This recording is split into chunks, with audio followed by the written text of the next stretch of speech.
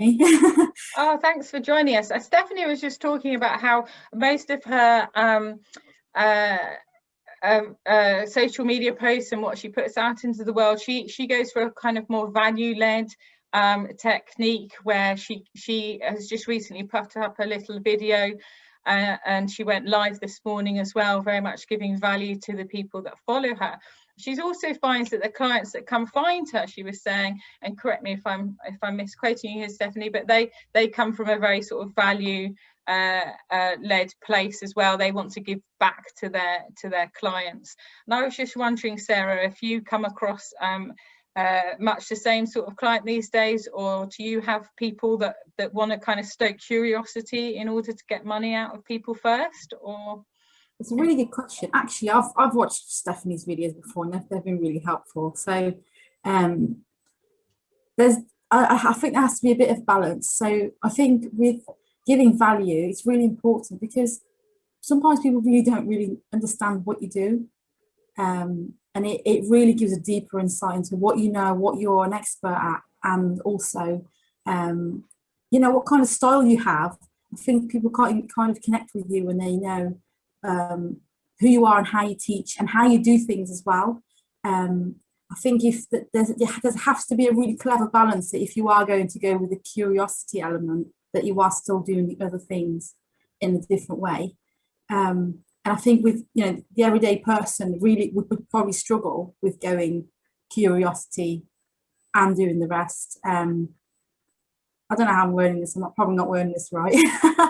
But, no, I understand. I think what you're saying is, perhaps if once you've made a name for yourself, perhaps then you could just go with the curiosity, where you go, oh, I know you want this secret, come into my thing. Is that what you were thinking, rather than like the everyday person that would need to prove themselves first, almost?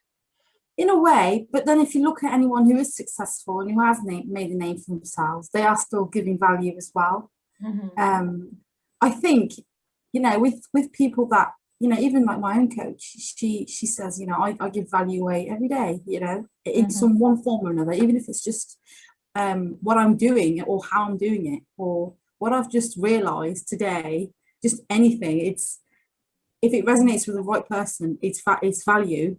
Mm-hmm. It doesn't even have to be a tutorial per se. It can be, I do this way because, and that could be value to someone. Everyone's at different stages in business, and if no one's ahead per se, but if you're doing something that someone wants to get to, literally anything you say can be perceived as value. Yeah, because you only know what you know, don't you? So exactly. But no, I was interested with having this conversation, because I've heard I recently was looking for a writing membership, and I ended up basically being contacted by somebody saying, oh, they've got a writing membership, and they contacted me going, oh, what was I looking for? And I told them what I was looking for, what we're all looking for, consistent clients that just fall into your lap. And they basically, this was last year, and they basically turned around and said, yeah, we can do that for you. And I was like, interesting, I'm not quite sure how that happens. But let me ask more. So anyway, they were giving all the sort of persuasive language and all that sort of thing, and I decided to sign up to the membership. And of course, what happened the other side was I discovered that the people that I'd been talking to wasn't one person. They were just giving themselves the name of the person running the membership, and actually they were about 4 different people. It was very cleverly done. It took a while for me, and I'm not stupid, but it took a while for me to catch them, to realize that it wasn't the same, it was all the same person. And then once I ended up in the membership, they all used a certain turn of phrase to describe something, which was the same information I knew, I believe, but not that I know everything, of course. But then they wouldn't just explain what the wording was until I paid extra to move up a tier in their membership. So instead of spending like $100 a month, I was now to spend like $600 a month or whatever, just to find out the terminology that was the only terminology being used in the membership. And I left anyway, and I got my money back, and it was all very nice. But it's obviously been on my radar ever since. And I actually was just having a conversation just now in a networking event that I go to, and a woman said to me that she she actually had an acquaintance who paid for a membership where they were saying, oh, I've got the secrets, I've got all the information, you know, they were doing this special persuasive language, appealing to the right part of your brain and that sort of thing, and everyone clicked and went in, and do you know what she said inside? Bearing in mind they're all paying for this membership, she said, oh, so what the secret to marketing is that you tell everyone you have a secret, and then they all pay, and then they arrive in your membership, and that's all she had. That was the only information she had.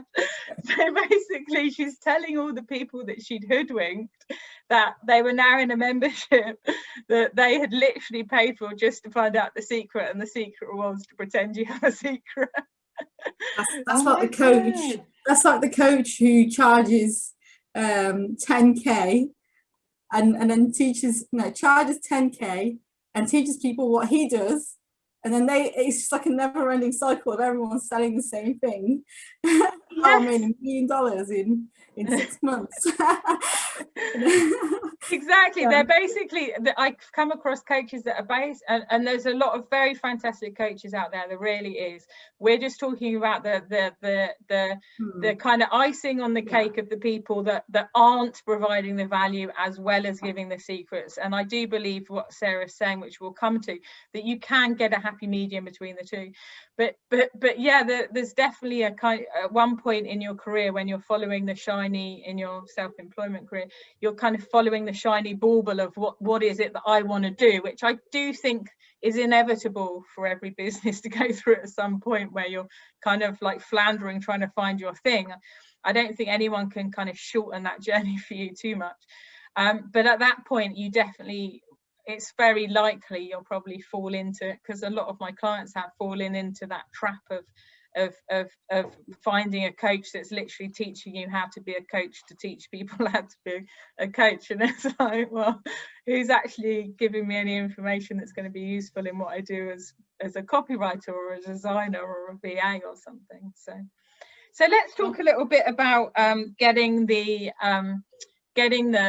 what Sarah brought up about getting the balance between the two. I mean, Stephanie, you write some very well engaged social media posts. I need to learn from you, and I think and you've just managed to get yourself a LinkedIn Live position, which I know are kind of like golden tickets to Willy Wonka's, so well done for that. So what do you do with, what's your kind of structure with your social media posts? Do you put out that hook, that curiosity to start with, to try and get them to read down the post, or how do you do it? I don't know that I actually follow a specific structure, Nikki. You know, I'm very much, what's on my heart right now is what falls out of my mouth, or falls out of my fingers for that matter. When obviously with where I was a year ago, I was very emotion driven because of the circumstances my family had found them in. And I think a lot of people actually resonate more with real emotion than just giving of facts and just blabbing on about value all the time. I made a post the other day as well about actually being hellishly uncomfortable interacting with someone else's on someone else's posts, and that was vulnerable. It was sharing a vulnerability, and the vanity metrics were absolutely off the page, completely off the page. And there are other things that are very value driven that goes nowhere. So it's almost like you've got to find that bit of vulnerability, that bit of personality, that bit of value. Everything just has to come together. So my strategy is very much what lands in here comes out here. And that falls onto social media, and some of it bombs and some of it actually does very well.